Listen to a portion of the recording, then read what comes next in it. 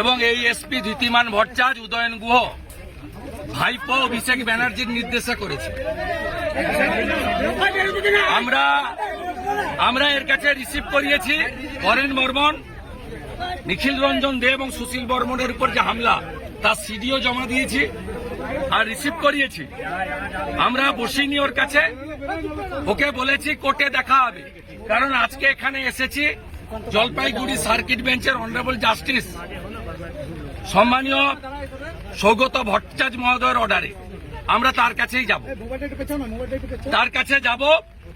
উনি বলছিলেন যে গাড়ি ভেঙেছে তাকে অ্যারেস্ট করা হয়ে গেছে। আরে অ্যারেস্ট তো উদয়ন গুহকে আগে করতে হবে। কালকে এই খবর আমি পেয়ে governor, DGP, chief secretary, home secretary সবকে আমি দিয়ে এসছি।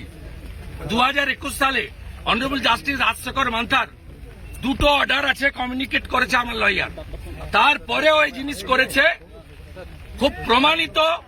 পুলিশ বিরোধী দলনেতাকে খুন করতে চেয়েছিল।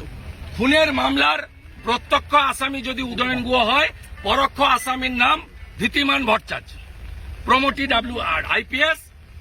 প্রত্যক্ষ খুনি যদি উদয়ন গুহ হয়, পরোক্ষ খুনি হচ্ছে ধৃতিমান ভট্টাচার্য। এই খুনির সঙ্গে ধৃতিমান ভট্টাচার্য এই খুনির সঙ্গে কোর্টেই দেখা হবে।